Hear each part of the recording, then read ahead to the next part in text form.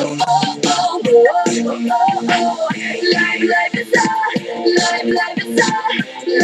is a fairy tale. Hey everyone, you're watching the Esperanza 243.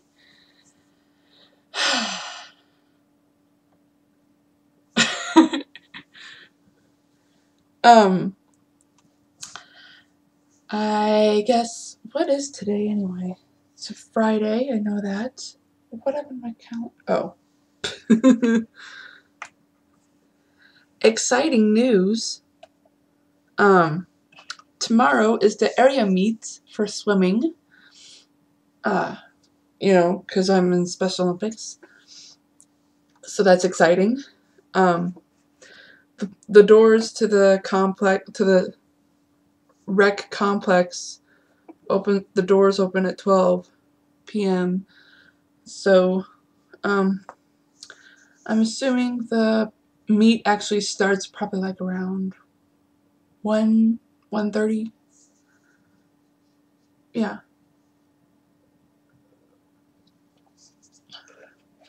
It's exciting. I'm still doing a lot. I'm kind of nervous because I feel like I'm not ready. I mean, I'm sure my volunteer coach would say otherwise, but it's just that I've hardly practiced at all. We've barely squeezed in like 2 or 3 practices. Or not 2 or 3, but I just feel like there weren't enough practices these past few months because either the weather had to make us cancel practice or holidays were making the main coach cancel practice. And then there was the one time where I had to cancel because I was sick. I just don't feel like I'm ready. The last practice we actually had, because like this past Sunday, our practice was canceled because of the weather.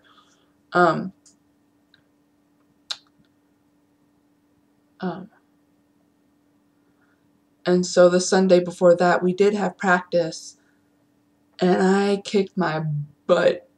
Or, not really. Wait, I said that wrong. And I seriously worked really hard that night.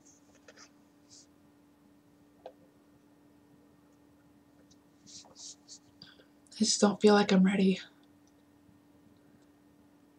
Especially today, because, like, while I was at the campus, this city's campus for my college, I decided to go to Aldi's.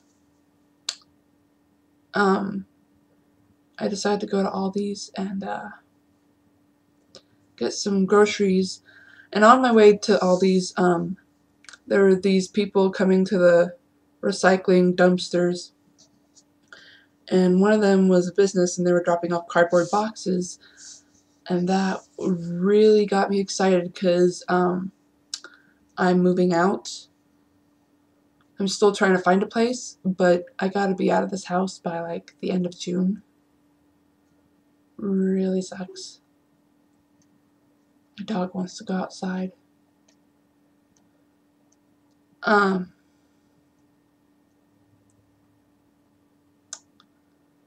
Brain fart.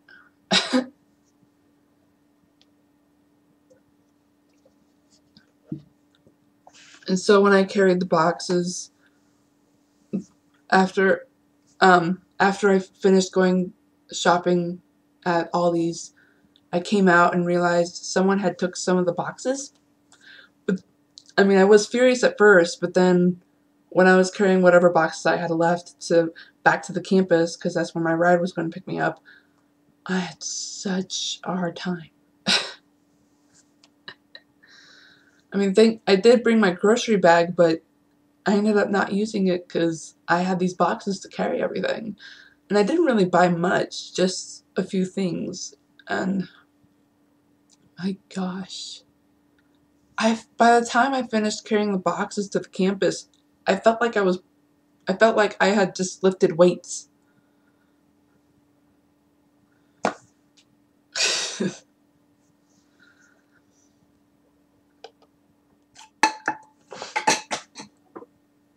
That's not good. Where'd you go? There you go. Ew.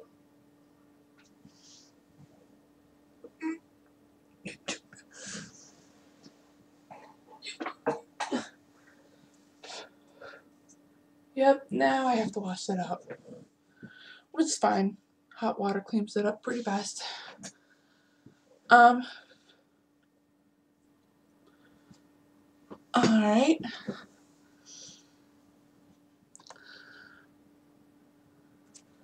Let's go ahead and start reading. I got a lot to read today. I went over the packet and realized my video count that I assumed on my notes is totally off. So I have a lot to read today to catch up. Here we go. A Cinderella Tale, written by moi.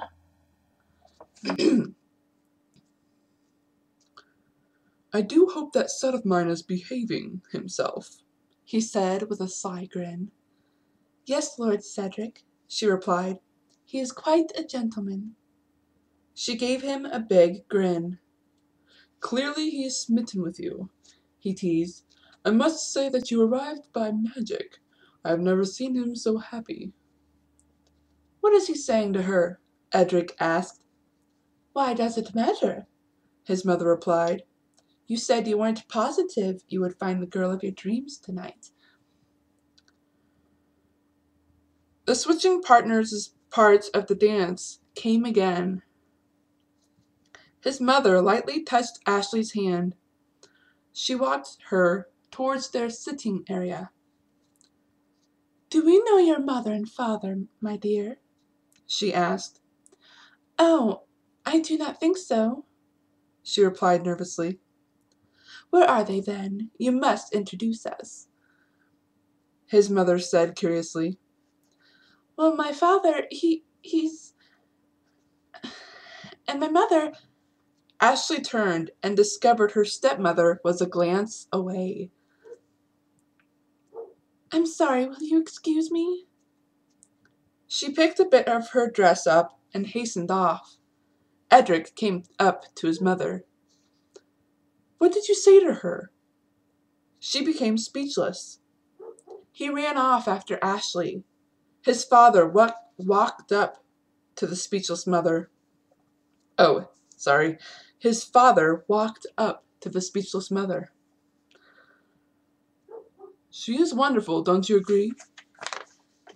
Oh, yes, she is. A bit plump, though, she replied with no concern. He agreed. Suddenly, his wife saw a stranded male dancer not too far off, and he was clueless. Who is that? Who is that? She asked with annoyance. Kumar, dear, he told her. Then they walked off back to their seats. I want to go back to the house, Ashley thought to herself. She was in the courtyard, walking around. Edric hastened around the courtyard, searching for her. Please, whatever my parents said, I apologize. She turned toward him with surprise. Don't apologize. They're wonderful compared to my family. I want to meet your family. Her eyes widened with fear. What? You do not want to meet them, she said, shaking her head. She paused. Well, maybe one, but not the rest. He gave her a curious look. Besides the one, my family didn't want me coming tonight.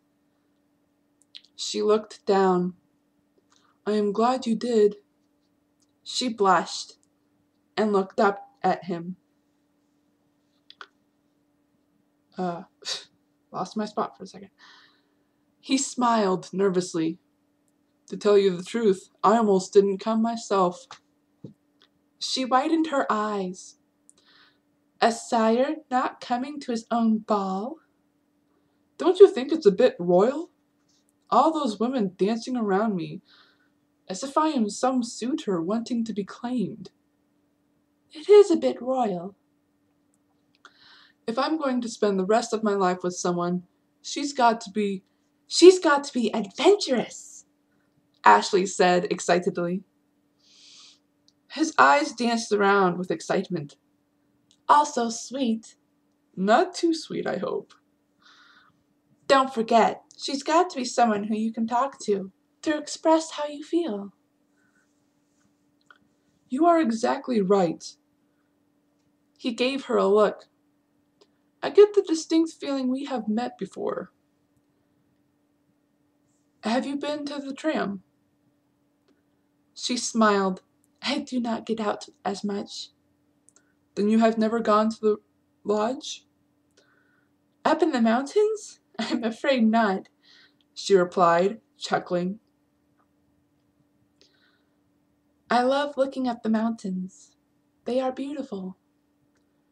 You are more beautiful than the mountains. She blushed as he paused a moment. Have you been to the lake? She nodded her head. I never learned to swim, but once did I get to go look at the lake. I've lived a pretty sheltered life. He became excited. So have I. She looked him in the eyes. Every day is the same thing, is the same routine. Until someday you want to run away and never come back, they said at the same time. It was quiet for a moment. After that, there was a deep bell ringing somewhere not too far off. Ashley gasped and turned toward the bell. It was a clock tower, letting her know she had half an hour until midnight. She turned toward Sir Edric. I need to go. Ashley started to walk off, but he stopped her. Must you go? I thought we were having a fun time. She smiled faintly. I am having too much fun. She was quiet, with a heavenly look. This is the most beautiful night I have ever had, she whispered. Edric placed a hand on her face. I must say, I have never felt like this before. Suddenly, the music the orchestra was playing became louder and echoed through the courtyard. They could hear it. She closed her eyes, feeling the warmth of his hand on her cheek. He came closer and kissed her forehead. Ashley opened her mouth and began to harmonize her voice with the orchestra's playing. Okay, let me try if I can remember how it went.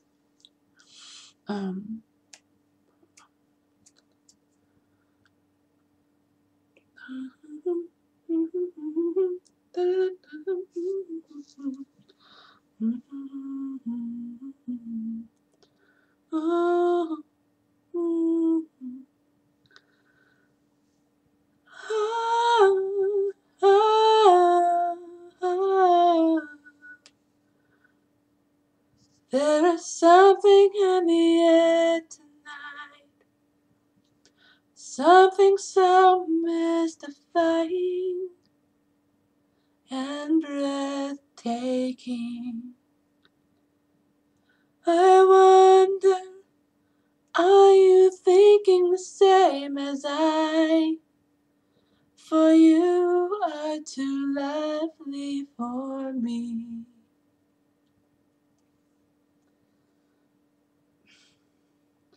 She paused to take a breath.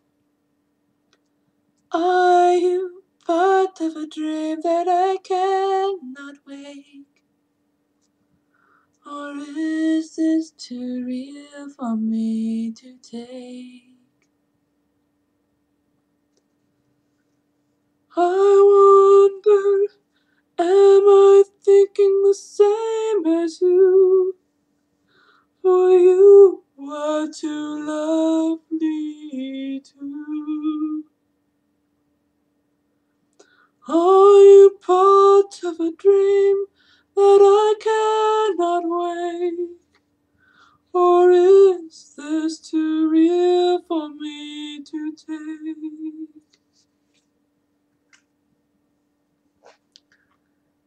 Then they sang together.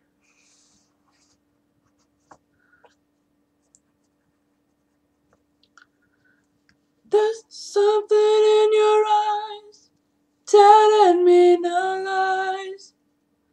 This is one night I'll never forget. One night I know I'll never regret.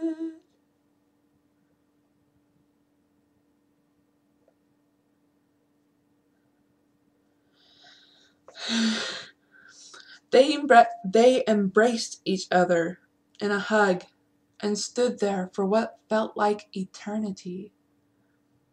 All of a sudden, a deep bell was ringing loud and in count. Ashley gasped and looked at the clock tower. It was midnight. She looked back at Edric.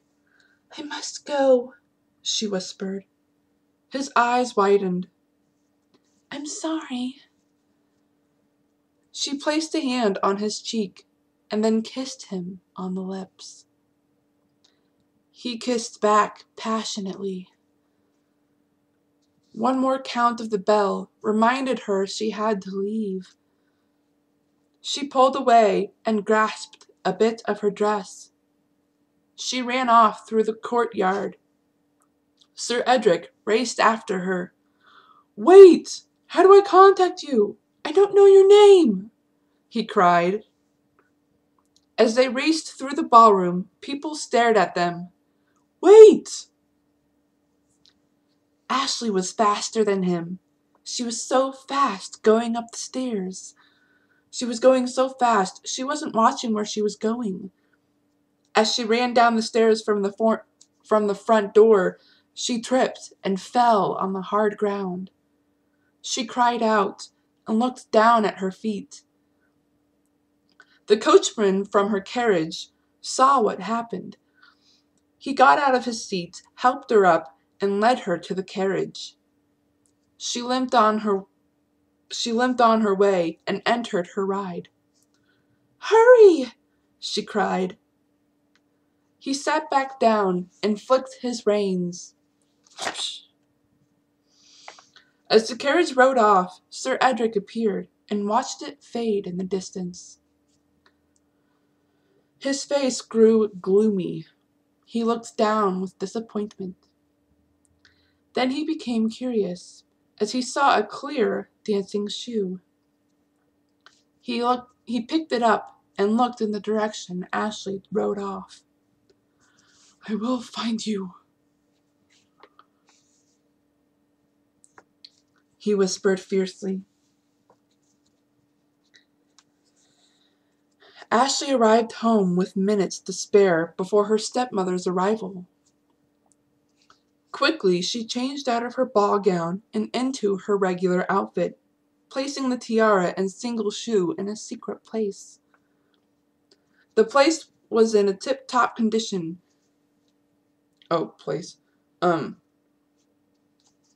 Sorry. The house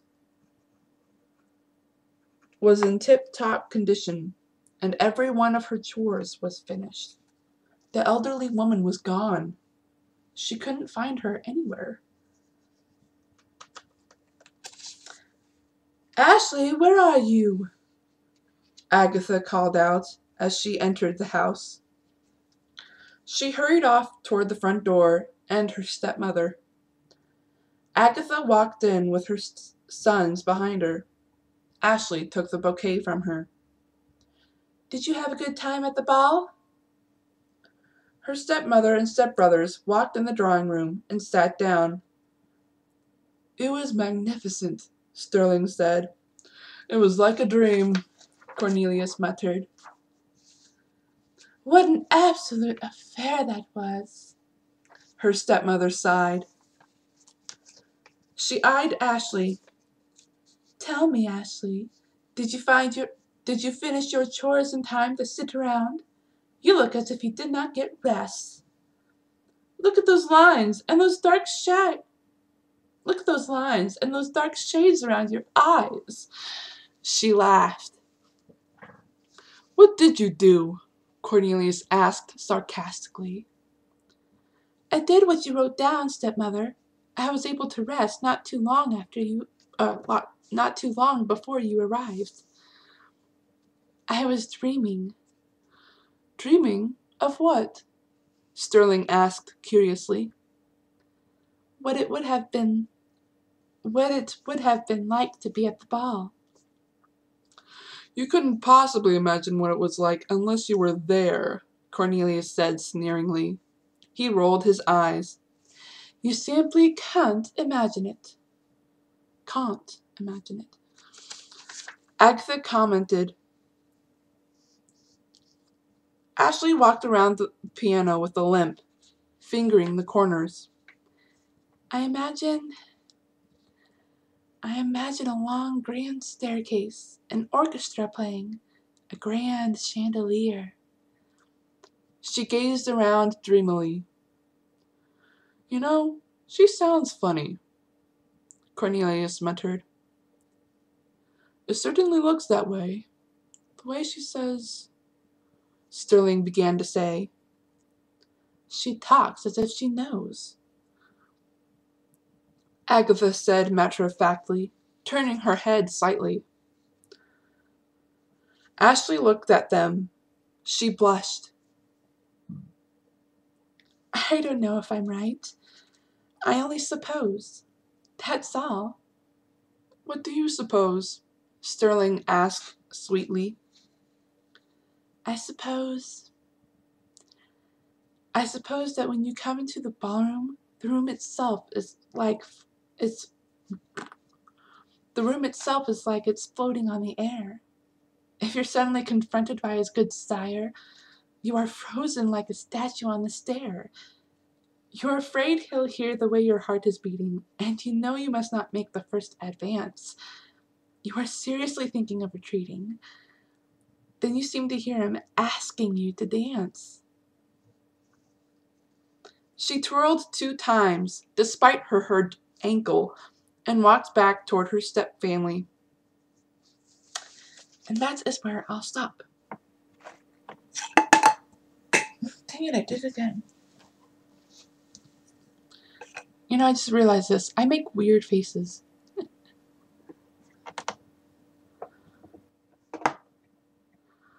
Well, I suppose that's it. Not really going to talk much considering how much time has passed in the video. I try to keep things short and sweet, and I pretty much tried to do that with the ow.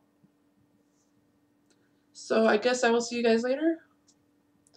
Promise. So, hang on a second. Until part 7, I will break. Okay, let me try that again. I will see you in part 7. This is the Esperanza 243, signing off.